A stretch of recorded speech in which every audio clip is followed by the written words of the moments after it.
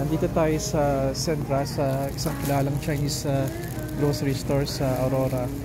At dito ako kukuha ng gailan tips. Para siyang ano yun? Kangkong sa atin o broccoli.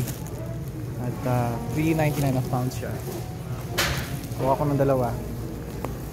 Tapos iboboil ko lang ito. Sabi nila dito, boil mo, lagyan mo ng oyster sauce. Really good. Very masustansya to. Maganda sa buto.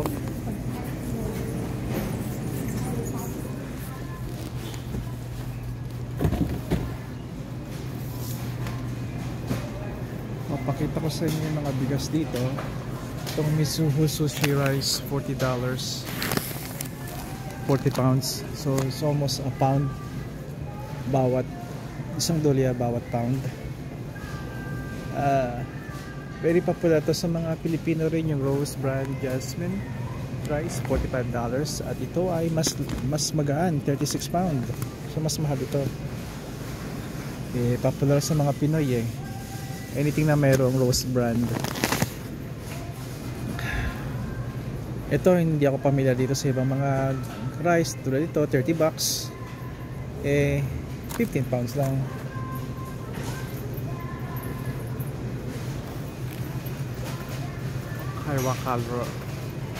Heiwa Calrose rice. Ito sila. Nandiyan ang mga presyo. Pakita ko sa inyo yung aming paboritong rice ni Mrs. na ngayon ay tumaas na. Ito ang aming paborito. Oxhead White Scented Rice, $30 na siya. 15.5 pounds. Nung una, alam nyo kung magkano to? $15 lang ito. At wala pa yung 10 taon nakakaraan.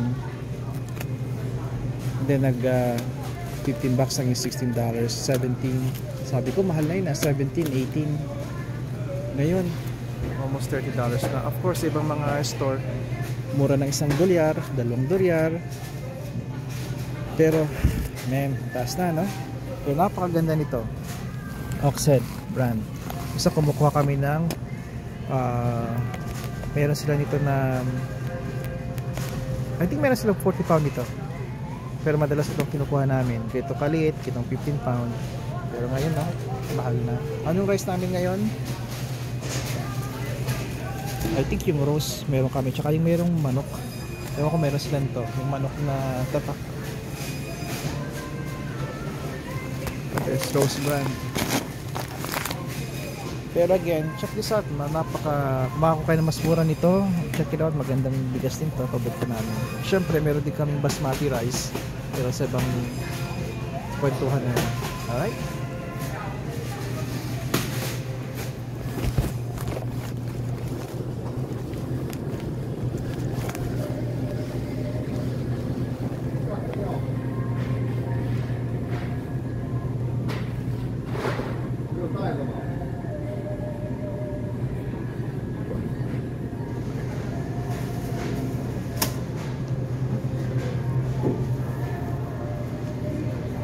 Alam niyo nung una, yung father-in-law ko pumupunta sa TNT.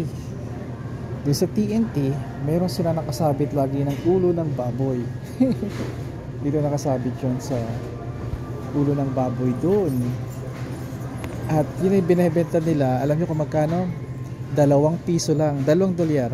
At tuwan-tuwa siya nun, daladala niya yun. Sabihin niya, Lenny, may pagkain na tayo dito. Merong lechon ng ulo ng baboy. $2. Nakuha niya $2. Lahat ngayon nagtaas na ang bilihin.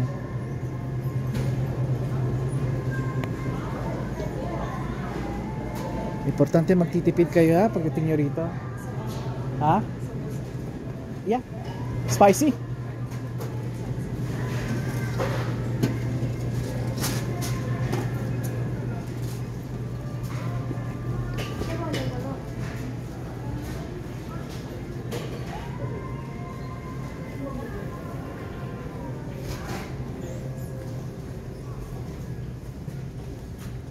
At sinong di mababaliw sa ulan.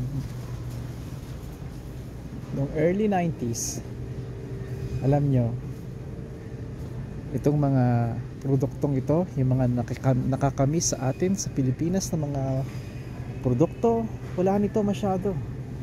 Makikita nyo lang ito sa maliliit na Filipino store. At kung nakita ninyo, kahit anong presyo niya, bibilhin nyo, mamimiss nyo talaga ang Pilipinas.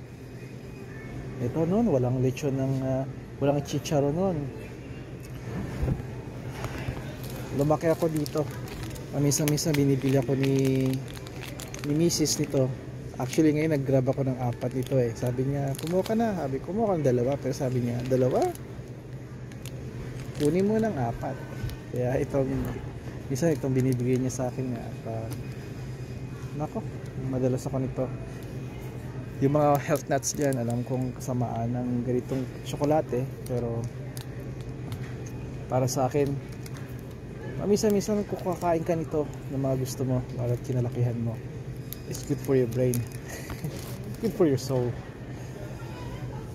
Alam ko ang mga ito junk foods, pero wala akong intensyon mamuhay na isang monk. Kaya magkakaiba tayo ng opinion kung against kayo sa mga ito. Puto Seco, nako, hindi ganito kaliit ang natatandaan ko, pero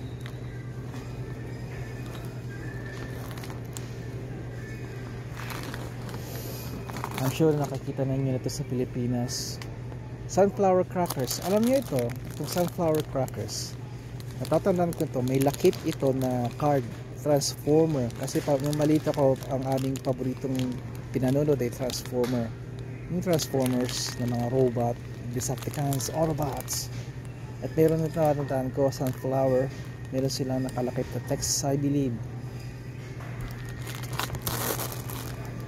Ibibis ko, iba na ang packaging, pero ito ang isa sa mga gusto ko.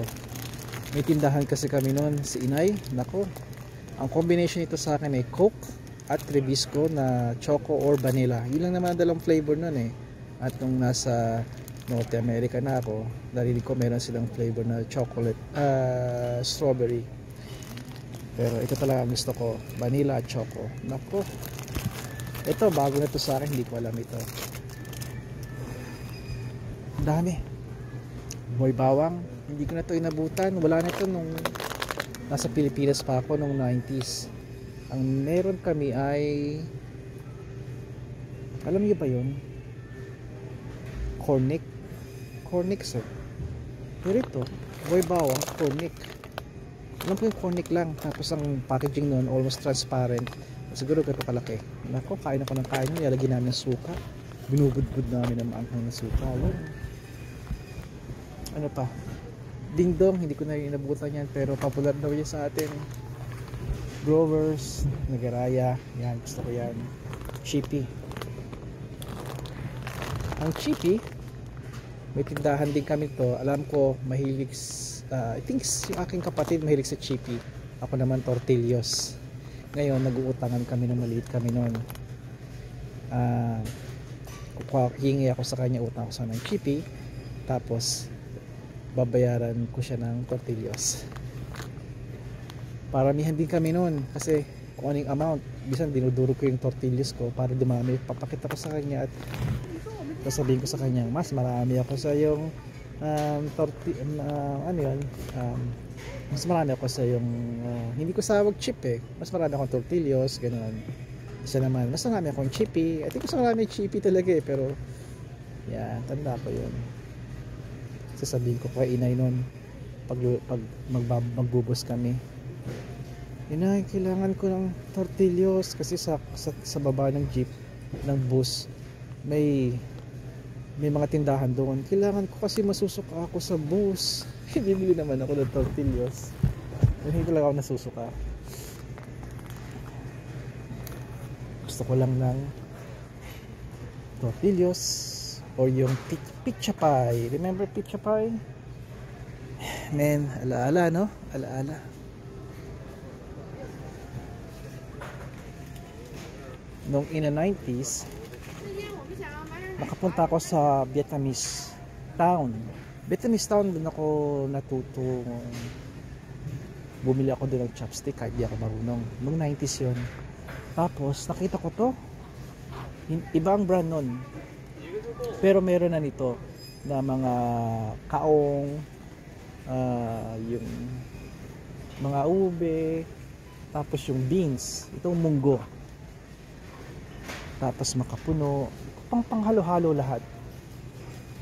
At dito ako gumaling, dito ako natuto mag chopstick kasi bubuksan ko ito, let's say itong makapuno, bubuksan ko tapos gagamit ako ng chopstick. Tapos nandun ako sa aking studio, kumakain ako ito. Tapos minsan lumalabas ako sa studio kung saan may mga upuan doon at nakikita ko ng mga veteranong yung mga war veteran na Pilipino at mga asawa nila, kumakain ako. Ako yung pinakabata sa studio, yung apartment namin na studio apartment, may sarili-sarili kaming mga lugar, pero sa gitna may parang living room, pero outside na yun, outside na yun. So, doon kami nagkagather, parang sabihin natin landing, di ba? Kaya nakaupo ko doon at kina-chopstick ko ito, madulas to, kaya gumaling ako ng chopstick. Tapos yung munggo chopstick ko ito, kaya din ako naging mahusay. Pero ngayon hindi ako gumagamit ng chopstick. Yung mga anak ko marunong at si Mrs. Kaya minsan kumakain sila, pagkakain kami sa Vietnamese restaurant, hindi na kami chopstick. Sabi nila, bakit hindi ka nagcha-chopstick, tatay? Ewan ko, siguro naalala ko itong mga ginagawa kong ito ng kabataan ko. Kasama nag-iisa ako at dahan-dahan akong gumagaan ang buhay ko kasi nahirapan din ako. Na ikukwento ko na yun siguro sa inyo some other time kung kaya ko ikwento.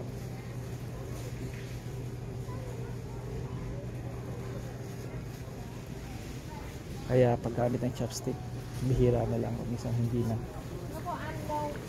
Ano, audio na ano. Cute. Thank you.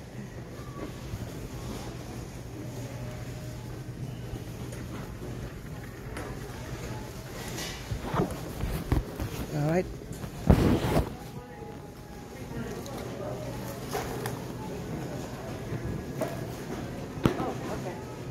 I didn't know they were all the same person.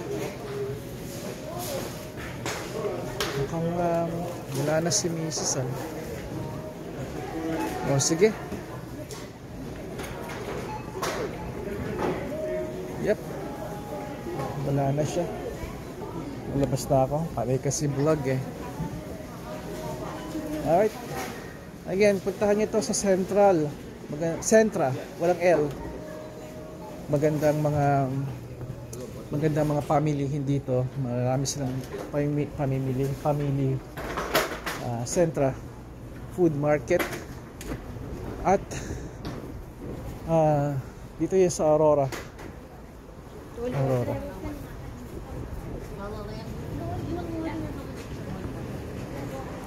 Pasko na. Ito, inarkila siya. Sinita siya. Ang tawag namin ito sita o inarkila o hinire dito sa ng store para maglagay ng palamuti. Christmas na. Naalala ko yung anak ko. Siguro gagawin ito ng anak ko as a part-time kasi magaling siyang gumuhit eh.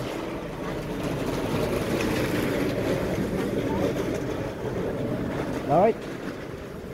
Hanggang dito na lang. At